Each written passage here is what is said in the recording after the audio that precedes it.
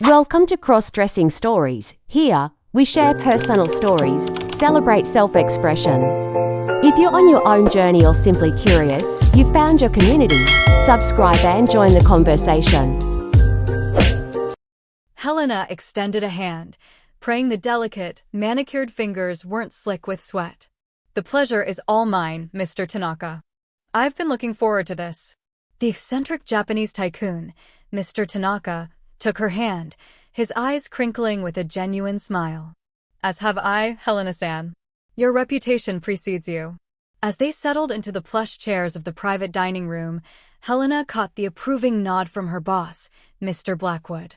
She'd passed the first test. Now for the hard part, surviving the next 3 hours. The conversation flowed more easily than she'd dared to hope. She found herself slipping into the role, her gestures becoming more fluid, her laugh a melodious note that seemed to captivate their client. It was like watching someone else pilot her body, someone far more graceful and self-assured than Leo had ever been. When the discussion turned to the financials, Helena was ready. She laid out the proposal with unshakable confidence, her glossy nails tapping rhythmically against her tablet as she swiped through charts and projections.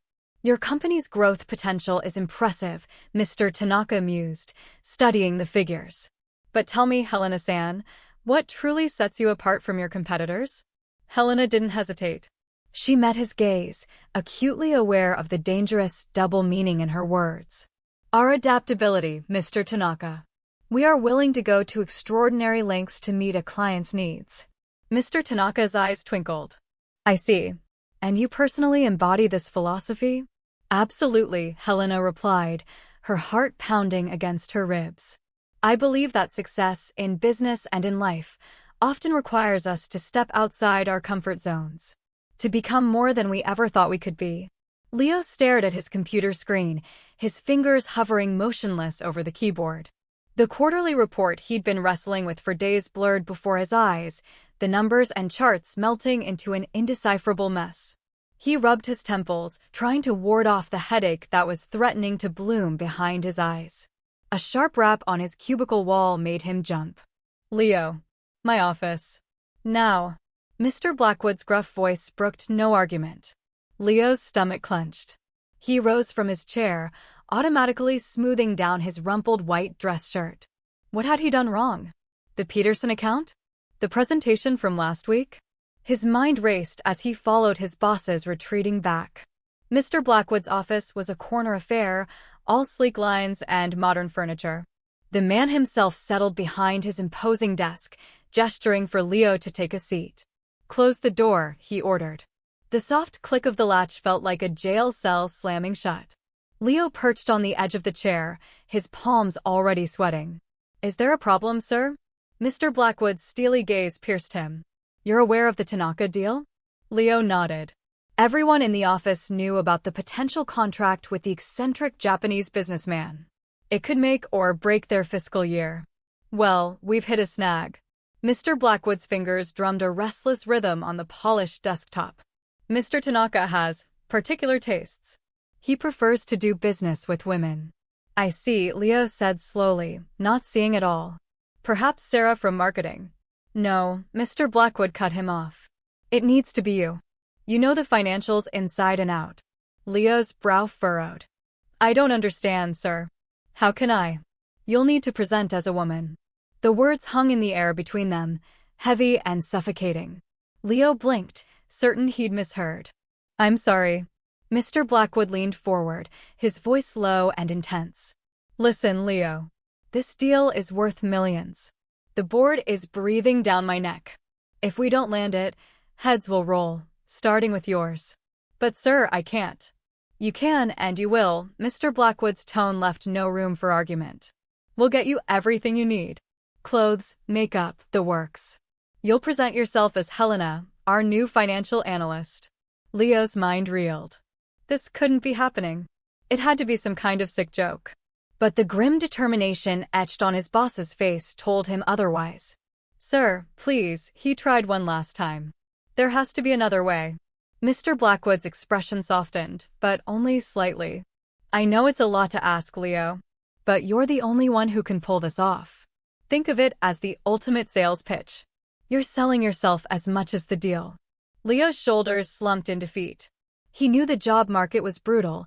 He couldn't afford to lose this position. How long, he asked, his voice barely above a whisper. Just for the initial meeting and dinner. If all goes well, we can find a way to transition the account. Mr. Blackwood stood, signaling the end of the conversation. Diane from HR will help you with the details. Remember, Leo, the future of this company is in your hands. The next few days passed in a bewildering haze of fittings, makeup tutorials, and voice coaching. Leo felt like a puppet, pulled this way and that by unseen strings. Diane and her team from HR cooed over him, treating the whole affair like some grand makeover reality show. He wanted to scream, to tell them this wasn't a game, that this was his life, his identity, being stripped away and remolded to fit someone else's expectations. The night before the meeting, Leo stood in front of the full-length mirror in his apartment, barely recognizing the person staring back at him. The black cocktail dress hugged curves he didn't know he had, padded in all the right places. His normally short brown hair was hidden beneath a carefully styled wig, the long chestnut locks framing a face transformed by contouring and false lashes. Even his nails were perfect, glossy red ovals that clicked softly against the glass when he reached out to touch his reflection. "Hello, Helena," he whispered, his voice higher and softer than usual, a result of hours of practice. The woman in the mirror smiled back, but her eyes were hollow. Leo turned away, unable to bear the sight any longer. He carefully removed the outfit and wig, storing them for tomorrow. As he scrubbed the makeup from his face, he tried to wash away the doubt and self-loathing that clung to him like a second skin. Sleep eluded him that night. He tossed and turned, his mind racing with all the ways this charade could go horribly wrong. What if Mr. Tanaka saw through the disguise? What if he slipped up and used the wrong pronoun? What if he actually enjoyed it? That last thought terrified him more than any other. Morning came too soon, harsh sunlight streaming through the blinds he'd forgotten to close. Leo went through his usual routine on autopilot: shower, shave, brush teeth. But instead of reaching for his usual suit and tie, he found himself facing the garment bag that held his alter ego. With trembling hands, he began the transformation. Each layer felt like a betrayal of everything he thought he knew about himself. The shapewear smoothed his masculine lines, the dress clung to newly created curves, the wig settled onto his head like a crown of lies. The makeup was the final touch, a mask to hide behind. As he applied foundation, concealer, and powder, Leo tried to bury his true self beneath layers of artifice. By the time he carefully lined his lips and filled them in with a subtle rose color, Helena was staring back at him from the mirror. A car horn blared outside, making him jump. The company car was here to take her, to the meeting. Leo took a deep breath, steadying himself on the bathroom counter. "You can do this," he murmured, meeting his own gaze in the mirror. "It's just another performance." The ride to the restaurant was a blur of last-minute preparations. Helena reviewed the financials one last time, rehearsing key points in her head. She adjusted her wig, checked her makeup, and practiced walking in heels by pacing the length of the limousine. The car pulled up to the curb and the driver opened the door. Helena stepped out, wobbling slightly on her stilettos. She straightened her spine, plastered on a confident smile, and strode into the restaurant as if she owned the place. The maitre d' led her to a private dining room where Mr. Blackwood and Mr. Tanaka were already seated. Both men stood as she entered, and Helena felt a flutter of panic in her chest. This was it. The moment of truth. Helena-san," Mr. Tanaka said, his accent thick but his English impeccable. "It is a pleasure to finally meet you." The rest of the meeting passed in a whirlwind of negotiations and small talk. By the time dessert arrived, Helena could sense victory within reach. Mr. Tanaka's body language had shifted from guarded to open, and he was already discussing future collaborations. As they said their goodbyes, Mr. Tanaka clasped Helena's hand in both of his. "It has been a true pleasure, Helena-san. I look forward to a long and fruitful partnership." The moment the restaurant door closed behind them, Mr. Blackwood turned to Helena with a triumphant grin. You did it. I knew you had it in you, Helena. Helena managed a weak smile, the adrenaline of the performance already fading. Thank you, sir. If you'll excuse me, I need to use the restroom. She hurried to the ladies' room, locking herself in a stall. Only then did she allow her body to shake, leaning her forehead against the cool partition. Tears threatened to ruin her carefully applied mascara. What had she done? Who was this person she'd become? The questions echoed in the sudden, overwhelming silence. The drive back to the office was silent. Helena sat lost in thought, the city lights blurring past the window. She should have felt elated. The deal was all but signed, her job secure. Instead, she felt hollow, as if she'd sold a piece of her soul along with the company's services. At the office, Mr. Blackwood was effusive in his praise. I've never seen anything like it, he gushed. You had him eating out of the palm of your hand. The board is going to flip when they hear about this. Helena nodded mechanically, barely hearing the words. All she wanted was to shed the skin, to become Leo again. But as she gathered her things to leave, Mr. Blackwood's next words stopped her cold. I think we've stumbled onto something here, Helena. With your talents, we could corner the market on these particular clients. What do you say? Ready to take your career to the next level? Helena stared at him, a war raging inside her. Part of her wanted to scream, to tear off the wig and throw it in his face. But another part, a part she was afraid to examine too closely, thrilled at the idea. The power she'd felt in that dining room, the way Mr. Tanaka had hung on her every word, it was intoxicating. I need some time to think about it, she managed to say. Mr. Blackwood nodded, his expression understanding but eager. Of course, of course. Take the weekend. But remember, opportunities like this don't come along every day. Helena fled the office, her heels clicking a frantic rhythm on the tile floor. In the elevator, she caught sight of herself in the mirrored walls and froze. Who was this woman staring back at her? Was it Helena, the confident businesswoman who just landed a multi-million-dollar deal? Or Leo, the man desperately trying to hold on to a sense of self? The truth, she realized with a start, was that she didn't know anymore. The weekend stretched before him, an endless expanse of time to grapple with questions he'd never thought he'd face. Leo spent most of it in a daze, alternating between long periods of introspection and frantic attempts to distract himself. He tried to lose himself in mindless television, but every commercial featuring a polished businesswoman sent his mind spinning back to that night at the restaurant. He went for a run, hoping to sweat out his confusion, but the rhythmic pounding of his feet on the pavement only provided a backdrop for his swirling thoughts. By Sunday evening, he was no closer to a decision. He stood in front of his closet, staring at the garment bag that held Helena's outfit. With trembling hands, he unzipped it, running his fingers over the soft fabric of the dress.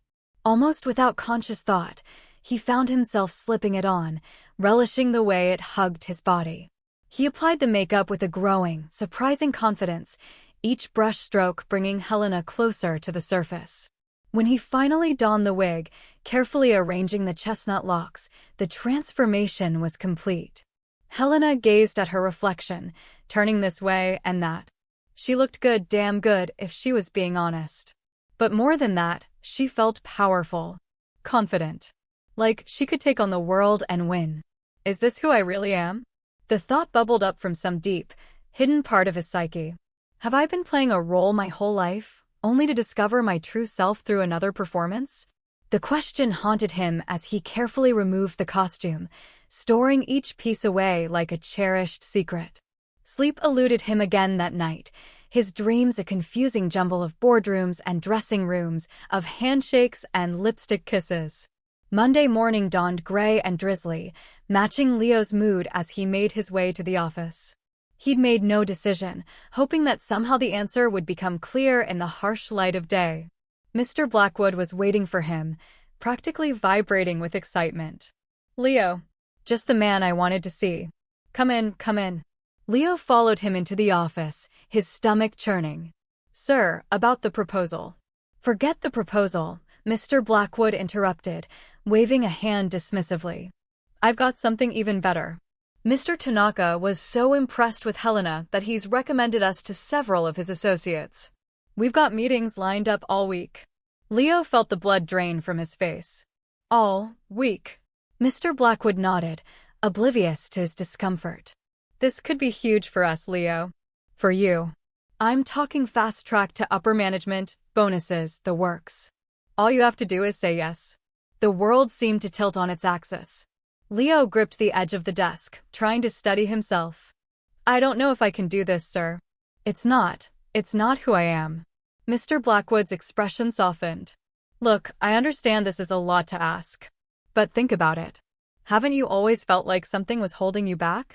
Like you were capable of more, if only you could find the right outlet. He leaned in, his voice low and persuasive. This is your chance, Leo. To be more than you ever thought possible. The words echoed in Leo's mind, stirring something deep within him. Wasn't that exactly what he'd told Mr. Tanaka? That success required stepping outside one's comfort zone? I need to think about it, he managed to say. Mr. Blackwood nodded, a flicker of disappointment crossing his face. Of course. But don't take too long. This train is leaving the station. With or without you. Leo stumbled out of the office, his mind reeling. He made it to his cubicle on autopilot, collapsing into his chair. The familiar surroundings felt alien now, as if he were seeing them through someone else's eyes. He glanced at the framed photo on his desk, a younger version of himself, grinning at the camera on his first day at the company. Had he ever really been that person? That eager young man ready to climb the corporate ladder? Or had that been just another role he'd played, another mask he'd worn? The day passed in a blur of routine tasks and worried glances from coworkers. Leo could feel the weight of their curiosity, their whispered speculations about what had transpired in Mr. Blackwood's office. But he couldn't bring himself to care. As the sun began to set, painting the sky in shades of orange and pink, Leo found himself alone in the office. He wandered the empty halls, his footsteps echoing in the silence. Without conscious thought, his feet carried him to the executive bathroom, the one he'd used to transform into Helena that fateful night. He stared at his reflection in the mirror, searching for something, some sign, some indication of who he truly was beneath the layers of expectation and performance. Who are you? He whispered to his reflection. Leo? Helena? Both? Neither? The man in the mirror offered no answers, only a confused and frightened stare. With trembling hands, Leo reached into his briefcase, pulling out the makeup kit he'd stashed there that morning. He wasn't sure why he'd brought it, some subconscious preparation for this very moment, perhaps. Slowly, methodically, he began to apply the cosmetics. Foundation to smooth away imperfections, contouring to reshape his features. Eyeshadow, mascara, lipstick. Each step brought him closer to, what? Truth? Illusion? He wasn't sure anymore. When he finished, Helena stared back at him from the mirror. But this time there was no wig to hide behind, no dress to complete the illusion. Just Leo's short hair and rumpled suit, paired with Helena's carefully painted face.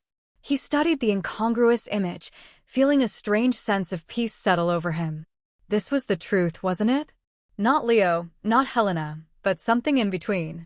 Something new and undefined. In that moment, standing in the harsh fluorescent light of the executive bathroom, he made his decision. The next morning, he strode into Mr. Blackwood's office with purpose. His boss looked up, surprise flickering across his face at his appearance. The young man wore a perfectly tailored pantsuit in a deep charcoal, cut to flatter his slim figure. His makeup was subtle but present, enhancing his features without fully transforming them. His short hair was carefully styled, adding a touch of androgyny to his look. Leo, Mr. Blackwood said, uncertainly. Or should I say, Helena? Neither, he replied, his voice pitched somewhere between his natural tone and Helena's higher register. Or both, I suppose. I've made my decision, sir. Mr. Blackwood leaned back in his chair, gesturing for him to continue. I'll take the meetings, he said. But on my terms. No more full transformation. No more pretending to be someone I'm not. I am who I am, a blend of Leo and Helena, of masculine and feminine. That's the person who closed the Tanaka deal, and that's the person who will represent this company going forward. Mr. Blackwood was silent for a long moment, his expression unreadable. Finally, he nodded slowly. It's unconventional, he mused. But then again, so are our clients. And if it works, he stood, extending his hand. You've got yourself a deal, whoever you choose to be. Walking out of Mr. Blackwood's office was a profoundly different experience than it had been on Friday. The terror was still there, a cold knot in his stomach, but it was mingled with a dizzying sense of exhilaration. He strode through the main office area, head held high. He was acutely aware of the whispers that fell silent as he passed, the curious stares that followed him to his cubicle. This time, however, he didn't feel like a fraud. He felt exposed. And in that vulnerability, he found a strange new strength. An email pinged on his computer almost as soon as he sat down. It was from Mr. Blackwood, with Diane from HRC seat. Subject: New wardrobe and expense account. Body: Leo, Diane will facilitate a new corporate expense account for you, effective immediately. Your first meeting is tomorrow at 10 a.m. with Mr. Dubois, a colleague of Tanaka-san. Take the rest of the day to prepare. I trust your judgment. A moment later, Diane herself appeared at his cubicle. Her expression was one of professional neutrality, but her eyes held a flicker of deep confusion. Leo, she began, her voice carefully measured. Mr. Blackwood has authorized a budget for professional attire. I can accompany you, or I can simply provide you with the corporate card. This was her world of neat boxes and HR policies, and he had just handed her a puzzle with no clear solution. The card will be fine, Diane, Leo said, his voice calm and even. Thank you. She nodded, placing the plastic card on his desk as if it were a delicate artifact. Of course. Let me know if you need any assistance. With the corporate card in his wallet, Leo left the office and headed downtown. This shopping trip wasn't like the frantic, disorienting fittings for Helena. This was a mission of self-discovery. He bypassed the racks of severe business suits he used to favor and the cocktail dresses that belonged to Helena. Instead, he found himself in the spaces in between. He bought sharp, tailored blazers that could be worn over silk blouses. He found elegant trousers with a fluid cut and high-end cashmere sweaters in neutral tones. He wasn't buying a costume. He was building an armor of his own choosing, piece by piece. For the first time, he felt a sense of ownership over his appearance, a thrill in defining himself not by what was expected, but by what felt right. The next morning, Leo took his time getting ready. It was a ritual, no longer a frantic transformation. He chose a pair of dark gray, wide-legged trousers and a cream-colored silk shirt that draped elegantly. The makeup was deliberate and artful, a subtle definition of his eyes, a touch of concealer, and a neutral lip balm. When he looked in the mirror, he saw neither the timid Leo of before nor the theatrical Helena. He saw himself, whole and complete. He arrived at the upscale hotel lounge for the meeting with Mr. Dubois, a distinguished-looking Frenchman with sharp eyes. Mr. Blackwood was already there, looking nervous. Leo, Blackwood said, his voice a low hiss. Are you sure about this? Leo simply gave him a calm, reassuring smile before turning to their prospective client. He extended his hand. Mr. Dubois, a pleasure. Thank you for meeting with us. Mr. Dubois took his hand, his gaze sweeping over Leo's appearance with an unreadable expression. The pleasure is mine. Mr. Tanaka spoke very highly of Helena. The moment hung in the air. This was the test. Helena was instrumental in securing Mr. Tanaka's trust, Leo said smoothly, his voice a perfect blend of his natural baritone and the softer cadence he'd practiced. She represents our company's core philosophy, adaptability. I am the analyst who built the financial models she presented. You can call me Leo. He reclaimed his name, but on his own terms. It was no longer the name of the man who hid in his cubicle, it was the name of the person sitting here now, confident and multifaceted. Mr. Blackwood held his breath. Mr. Dubois, however, broke into a wide, genuine smile. Magnifique, he said with a soft laugh. A company that understands that the person and the presentation are one and the same. I appreciate honesty, Leo. And I appreciate style. Now, show me what you have. The meeting was a resounding success. Leo was brilliant. He possessed all of his own meticulous analytical skill, but it was now paired with Helena's charm and intuitive communication.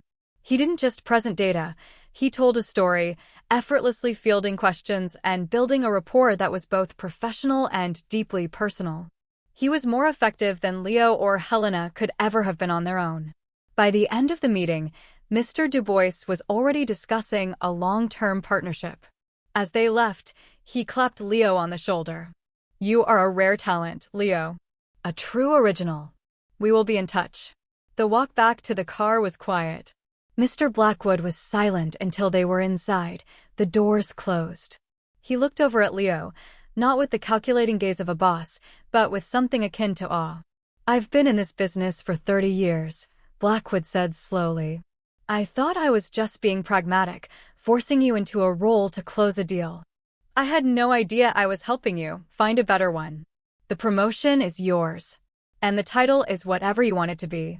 6 months later, Leo unlocked the door to his new corner office. The view of the city skyline was spectacular. The space was his, decorated with a mix of minimalist furniture, bold art prints, and a single, elegant orchid on his desk. He was no longer just an analyst. He was the vice president of special client acquisitions, a department created specifically for him. His success had become something of a legend in the company. The Tanaka method, as it was whispered about in the hallways, had landed them half a dozen other high-value, unconventional clients. More than that, Leo's quiet confidence had subtly changed the office culture. People seemed more willing to express their individuality, the dress code relaxed, and creativity was more valued than ever before. He finished his work for the day and packed his briefcase. As he walked toward the elevators, a young new hire from the marketing department stopped him. "Mr. Leo?" "Sir," the young woman said nervously. "I just wanted to say, thank you. Watching you it's given me the courage to be more myself at work. It's made a real difference." Leo smiled, a warm, genuine expression that reached his eyes. "Just be the best version of yourself," he said. "That's all anyone can ask." In the elevator, he caught his reflection in the mirrored walls. The person looking back was calm, confident, and happy. There was no trace of the hollow-eyed Helena or the terrified Leo. There was just him. The city lights began to sparkle as dusk fell, and he smiled at his reflection, feeling a profound sense of peace. He had been asked to play a part to save his job, and in doing so, he had found his true self and a future brighter than he could have ever imagined. That evening, back in the quiet sanctuary of his apartment, Leo laid out his purchases on his bed. They were no longer pieces of a disguise, but elements of a new uniform. The charcoal trousers felt substantial and well-made, the cream-colored silk blouse cool and smooth against his fingertips. He spent hours experimenting, not with the frantic desperation of the previous week, but with the focused intent of an artist. The next morning, the ritual of getting ready was transformed. It was no longer a process of erasure, but one of careful construction. He showered and shaved, the familiar scrape of the razor a grounding sensation. Then came the clothes. The trousers fit perfectly, and the blouse draped elegantly, softening the sharp lines of the tailored blazer he chose to wear over it. It felt right. It felt like him. He sat at his small vanity, the makeup kit open before him. This time, his hands were steady. He wasn't applying a mask to hide Leo. He was using his tools to reveal a more complete version of himself. A light, breathable foundation evened his skin tone. A subtle contouring didn't create artificial cheekbones, but rather enhanced his own. He defined his eyes not with dramatic false lashes, but with a precise line of deep brown eyeliner and a lengthening mascara that made them appear larger, more expressive. A neutral, satin-finish lipstick gave his mouth definition without screaming for attention. When he was done, he styled his own short hair, working a light wax through it to give it texture and shape. He looked in the mirror, and for the first time, he saw a complete person looking back. Not Leo in makeup. Not a pale imitation of Helena.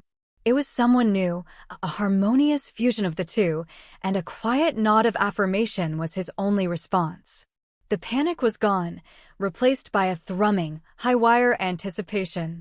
The company car arrived, the same driver giving him a brief, unreadable glance in the rearview mirror. The ride to the Four Seasons Hotel was silent. Leo didn't pace or rehearse his lines. He simply sat, briefcase resting on his lap, and reviewed the key points of the Dubois proposal on his tablet. He felt a profound sense of calm. He had done the work. He knew the numbers. The rest was just presentation. And this time, the presentation was authentic. He walked through the hushed, opulent lobby of the hotel, his low-heeled leather boots making a soft, confident click on the marble floor. He was aware of the glances he received, quick, curious, assessing, but he met them with a placid, neutral expression, his focus entirely on the private dining room he'd been directed to. Mr. Blackwood was already there, looking nervous and fiddling with his tie. Standing beside him was a tall, silver-haired man in an impeccably tailored European suit. He exuded an aura of old-world class and sharp intelligence. This had to be Mr. Dubois. Both men turned as he entered. Mr. Blackwood's eyes widened for a fraction of a second before he schooled his features into a professional mask. Mr. Dubois's expression, however, was one of polite, undisguised curiosity. Here's our lead analyst now, Mr. Blackwood said, his voice a little too loud. Mr. Dubois, I'd like you to meet Leo Vance. Leo stepped forward and extended his hand. Mr. Dubois, he said, his voice a smooth, practiced alto that was neither fully masculine nor feminine. It's a pleasure to meet you. Mr. Dubois took his hand, his grip firm. He held it for a moment longer than necessary, his piercing blue eyes conducting a swift, thorough appraisal from Leo's styled hair down to his polished boots. A long, silent moment passed as he studied the unique individual before him. Finally, a slow, enigmatic smile touched the corner of his lips. The pleasure, Mr. Dubois replied, his voice a gravelly baritone, is all mine, Mr. Vance. Your colleague, Mr. Tanaka, told me to expect someone remarkable. Leo met Mr. Dubois's gaze without flinching, a faint, knowing smile playing on his own lips. Mr. Tanaka is a man of great perception, and he appreciates a willingness to adapt to new market realities. The statement was a perfectly crafted piece of corporate diplomacy, yet it shimmered with a deeper, personal truth that was not lost on the man across from him. They took their seats, and the professional dance began. But this time, Leo was leading. Mr. Blackwood, for his part, seemed content to recede into the background, watching the exchange with an expression of rapt, almost fearful, fascination. The air, initially thick with unspoken questions, began to thin as Leo launched into the proposal. He didn't just present numbers, he told a story. He guided Mr. Dubois through the complex financial models with the confidence of an expert storyteller, his voice a steady, compelling instrument. He used his hands to gesture, not with the practiced, feminine fluidity of Helena, but with a new, precise elegance that underscored his points. The presentation was a symphony of data and intuition. He laid out the risks with cold, analytical clarity, the part of him that was still Leo, the meticulous analyst.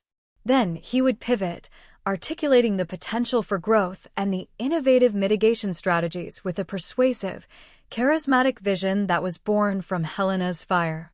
Mr. Dubois was an active participant, a far more challenging and engaging client than Mr. Tanaka had been. He didn't just listen, he interrogated. His questions were sharp, insightful, and designed to test the limits of Leo's knowledge. This projection for the third quarter, Dubois interjected, pointing a manicured finger at the tablet. It seems optimistic given the current market volatility in Southeast Asia. On what are you basing this aggressive growth vector? Leo didn't miss a beat. It's based on two emerging logistical startups in Singapore that are currently undervalued. Our deep dive analysis, which is in Appendix B, shows they are poised to disrupt the existing supply chain within the next 6 months. By investing now, we don't just ride the wave, we help create it. It's a calculated risk, but the predictive models show an 85% probability of it paying off handsomely.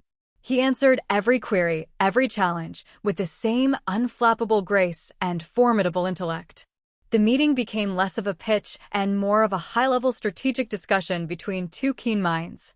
Mr. Blackwood sat in stunned silence, watching his quiet, unassuming analyst command the attention and respect of a titan of industry.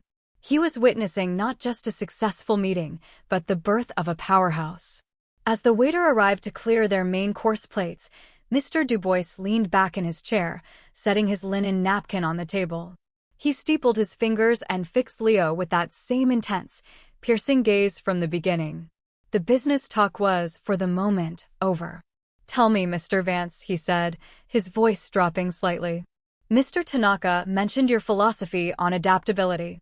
I'm more interested in your philosophy on identity. In business, we are often asked to be chameleons, to wear different hats. But at what point does the hat start to wear the man?" Mr. Blackwood's coffee cup clattered softly in its saucer. The question was deeply personal, a clear and deliberate step over the line of professional decorum. But Leo didn't see it as an intrusion. He saw it as the final test. Mr. Dubois wasn't just buying a financial plan, he was investing in the person who created it. Leo took a slow sip of water, gathering his thoughts. "I used to believe the hat was a costume, a temporary role to be discarded at the end of the day," he said, his voice soft but clear.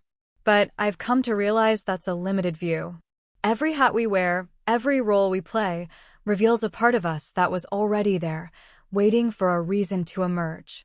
The goal isn't to be a chameleon, changing colors to blend in. The goal is to be a prism, taking the light you're given and showing the world every color you have inside you." A long silence descended on the table. Mr. Dubois stared at him, his expression unreadable. Finally, he broke into a wide, genuine smile that transformed his entire face. He extended his hand across the table. "Mr. Vance," he said warmly, "I believe this is the beginning of a very, very profitable friendship. Send over the final paperwork. We're in." The victory was electrifying, but different from the hollow triumph after the Tanaka dinner.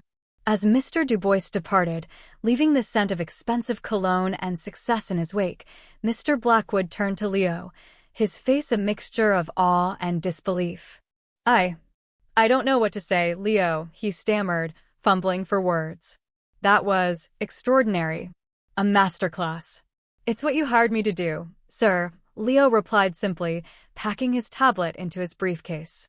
The hint of a smile touched his lips. "I just found a more effective way to do it." The walk back through the office was a paradigm shift.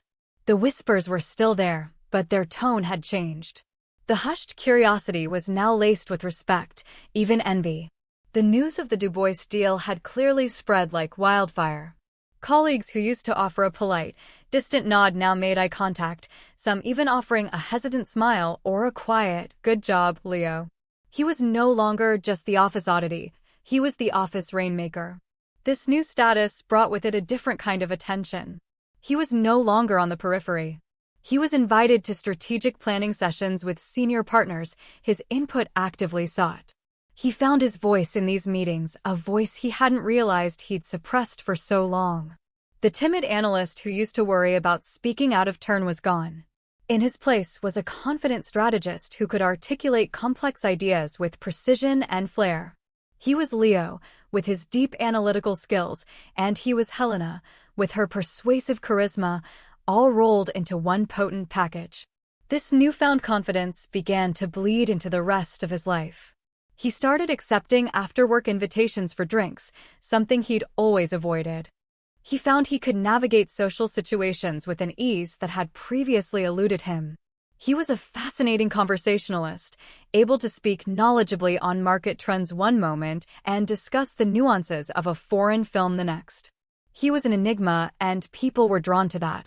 One evening, a few weeks after the Dubois deal, Sarah from marketing approached him at a company happy hour. She had been part of the initial makeover team, treating him like a doll to be dressed up. Now, her demeanor was completely different. "Leo," she said, swirling the wine in her glass. "I have to admit, I'm impressed. Really impressed. What you've done is incredible." "I'm still the same person, Sarah," he replied, his tone gentle. "No," she said, shaking her head. "You're not. You're more. It's like you were living in black and white and suddenly decided to switch to color. She paused, taking a sip of her wine.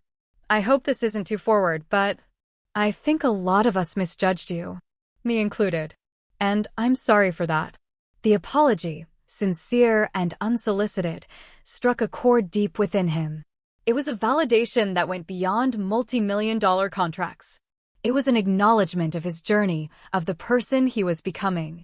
Thank you, Sarah, he said, and the warmth in his voice was genuine. That means a lot. But even amidst the professional success and growing social acceptance, there was a quiet, private corner of his life that remained unexplored. The person he was at work was bold and defined. The person he was at home, alone in his apartment, was still figuring things out. He would look in the mirror after washing off his makeup at the end of the day and see just Leo staring back. And he would feel a sense of incompleteness. He had integrated his professional self, but his personal self, the part of him that longed for connection beyond the boardroom, felt like a ghost haunting the edges of his new life. He had built a stunning prism, but he had yet to let anyone get close enough to truly see all the colors. The rhythm of his new life was both exhilarating and predictable. The days were filled with high-stakes meetings, complex problem-solving, and the quiet hum of respect from his peers. He thrived in the intellectual challenge. But the evenings after the makeup was wiped away and the sharp blazers were hung in the closet were silent. The sprawling, beautifully decorated apartment he could now easily afford felt more like a museum than a home, a showcase for a successful person rather than a sanctuary for a whole one. The loneliness he had previously been too busy or too scared to acknowledge began to assert itself, a quiet ache in the stillness of the night. On a whim one Thursday evening, instead of heading straight home, he found himself drawn to a poster in a cafe window advertising a new exhibition at a small, independent art gallery downtown. The exhibit was titled Penumbra, exploring the spaces between light and shadow, clarity and ambiguity. It felt resonant. Acting on an impulse that was becoming more familiar, he decided to go. The gallery was a minimalist space, white walls, polished concrete floors, and dramatic track lighting that made the artwork pop. The pieces were challenging and beautiful, a mix of abstract sculpture and haunting, layered photography. Leo wandered through the rooms, feeling a sense of peace settle over him. Here, ambiguity wasn't a problem to be solved, it was a thing to be contemplated, to be celebrated. He was standing before a striking sculpture, a twisting column of polished chrome interwoven with raw, unvarnished wood, when a voice spoke beside him. It's a study in contrasts, isn't it? The voice was warm and smooth, with a hint of amusement. The tension between the manufactured and the natural. One can't exist without the other to define it. Leo turned. The man standing next to him was tall and lean, with kind eyes, a dusting of silver in his dark hair, and an artist's effortless style, a simple black t-shirt under a well-worn linen jacket. I was just thinking that, Leo replied, his voice coming out in the natural mid-range he used when he wasn't consciously performing. It's like it can't decide what it wants to be, so it chose to be both. Or perhaps it knows exactly what it is, the man countered gently, and it's our expectation that it should only be one thing that's the problem. He extended a hand. I'm Julian. I own the gallery. Leo, he replied, shaking Julian's hand. His grip was firm and warm. Julian's gaze was open and direct. It wasn't the shocked stare of his colleagues, the calculating assessment of a client, or the fleeting curiosity of strangers. It was a look of simple, genuine interest. He looked at Leo's face, the subtle makeup, the carefully styled hair, the androgynous cut of his clothing, and his expression was one of quiet appreciation, as if he were admiring another piece of art. You have a good eye, Leo, Julian said. Most people see the conflict in that piece. You saw the harmony. They fell into an easy conversation, moving from the sculpture to other pieces in the gallery. Julian spoke about the artists with passion and insight, and Leo found himself responding with a candor he rarely allowed himself. He talked about how a particular photograph, with its blurry, overlapping figures, reminded him of the different versions of himself that coexisted in his mind. He spoke not of his specific corporate drama, but of the universal human experience of wearing masks and discovering one's true face. The conversation was effortless, flowing from art to philosophy to the simple pleasure of discovering a new restaurant in the city. An hour passed in what felt like minutes. As the gallery began to empty, Julian walked him toward the door. "I don't normally do this," Julian began, a slight, charming hesitation in his voice, "but I feel like our conversation was just getting started. Would you be willing to continue it sometime? Over coffee or something stronger?" Leo's heart gave a sudden, sharp jolt. This was a different kind of proposal, one with no financials or projections attached. It wasn't about a deal, it was about connection. It was an invitation extended not to a powerful analyst or a mysterious enigma, but to him. "I'd like that very much," Leo said, a genuine smile spreading across his face, lighting up his eyes. He walked out of the gallery and into the cool night air, the city lights seeming brighter than before. The thrill he felt was entirely new. It wasn't the high-stakes adrenaline of the boardroom. It was quieter, warmer, and, in its own way, infinitely more profound. For the first time, he felt a flicker of hope that the person he was becoming might be able to build not just a successful career, but a happy life. Their first coffee date felt both monumental and perfectly natural. Leo spent an hour beforehand debating his presentation. Not for a client, but for himself. He chose a soft, gray cashmere sweater and dark, well-fitted jeans. He applied his makeup with a lighter hand than usual, aiming not for a professional polish, but for a look that felt authentic to a quiet Saturday afternoon. He was nervous, but it was a hopeful, buoyant nervousness, a stark contrast to the dread-filled anxiety of his first transformation into Helena. He saw Julian before Julian saw him. He was sitting at a small table by the window of a bustling cafe, sketching in a small notebook, a half-empty mug beside him. The sight was so disarmingly normal, so grounded in a world outside of boardrooms and balance sheets, that Leo felt a wave of calm wash over him. "Is that a new piece for the gallery?" Leo asked as he approached.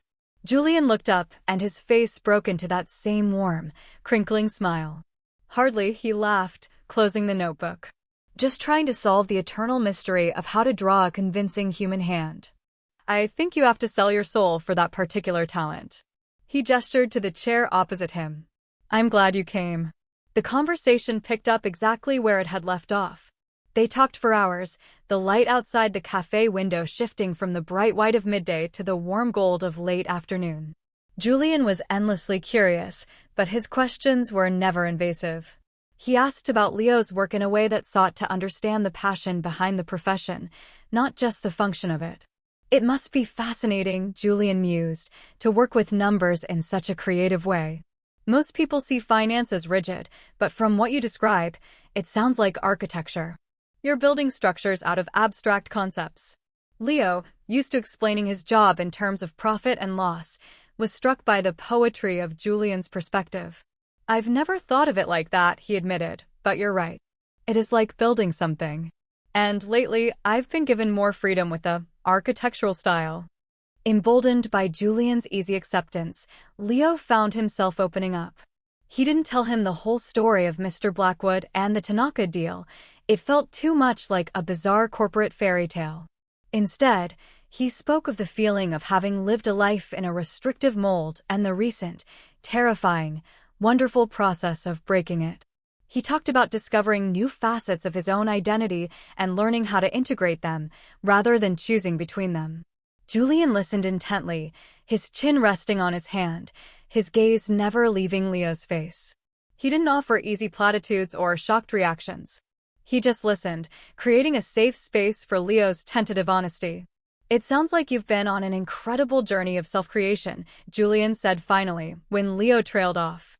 "Most people spend their whole lives trying to find themselves. It seems like you're actively building yourself. That takes a rare kind of courage." The word courage resonated deeply. Leo had never thought of it that way. He'd seen it as necessity, as survival. But Julian saw it as a strength. As they prepared to leave, walking out into the crisp autumn air, Julian hesitated for a moment. "Leo," he said, his tone becoming a little more serious.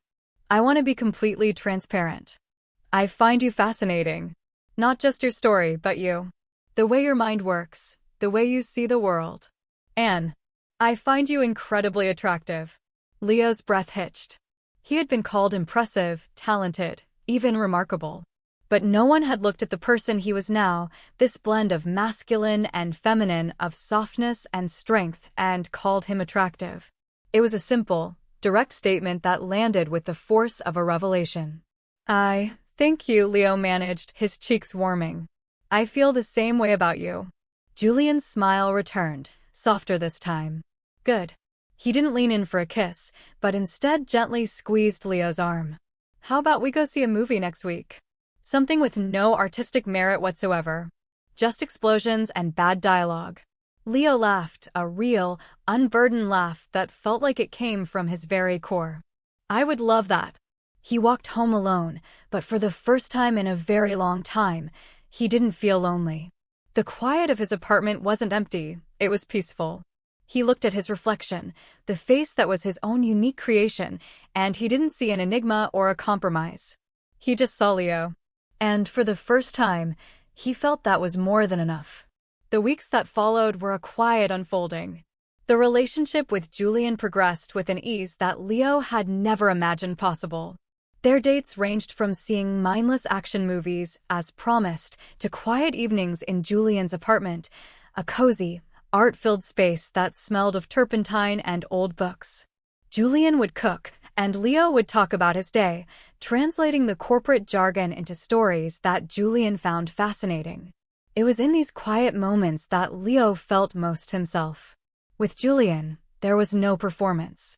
The makeup he wore, the clothes he chose, they weren't a professional armor or a statement, but simply an expression of how he felt that day. Some days he leaned more into a sharper, more defined look. Other days, he was content in a simple t-shirt and jeans, with a bare face that felt just as authentic. Julian never commented on the variation, accepting each version of Leo with the same steady, affectionate gaze. The final wall came down on a rainy Sunday evening. They were curled up on Julian's sofa, a documentary about deep-sea life playing softly on the television. The ambient blue light filled the room, creating an intimate, otherworldly glow. Can I tell you a ridiculous story? Leo asked, his voice barely above a whisper. Those are my favorite kind, Julian murmured, shifting to give Leo his full attention. And so, Leo told him everything.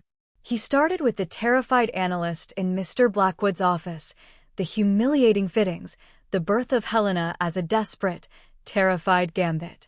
He talked about the intoxicating power he felt at the Tanaka dinner, the crushing identity crisis that followed, and the slow, deliberate journey to build the person he was today. He laid it all bare, the fear, the ambition, the confusion, and the eventual, fragile peace. When he finished, the only sound in the room was the gentle patter of rain against the window pane. Julian was silent for a long moment, his expression thoughtful.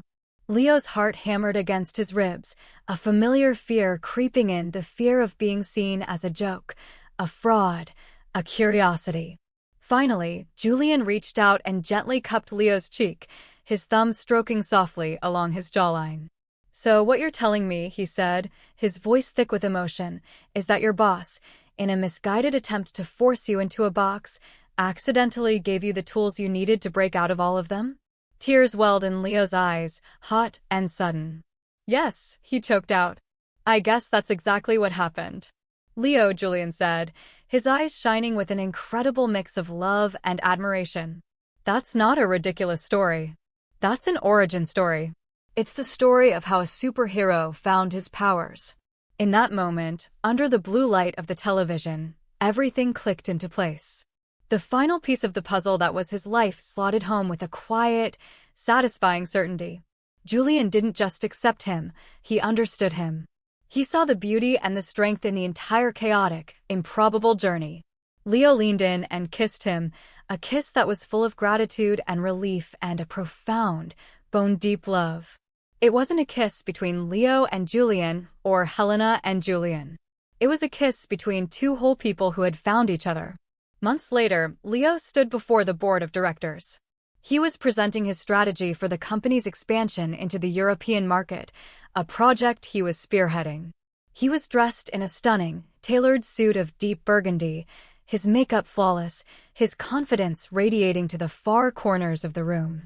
Mr. Blackwood sat at the table, looking on with an expression of pure, unadulterated pride. As Leo concluded his presentation to a round of enthusiastic applause, his eyes scanned the room. He saw his colleagues, his superiors, his team, all looking at him with respect. His gaze drifted toward the back, where a visitor was allowed to sit in. Julian caught his eye and gave him a small, private smile, a smile that said, "I see you. All of you." Leo smiled back, a genuine, radiant smile that encompassed everything. He had the career, the respect, and the love. He hadn't chosen between Leo and Helena. He hadn't compromised. He had integrated, expanded, and become more. He was a prism, standing in the light, and every single one of his colors was brilliant.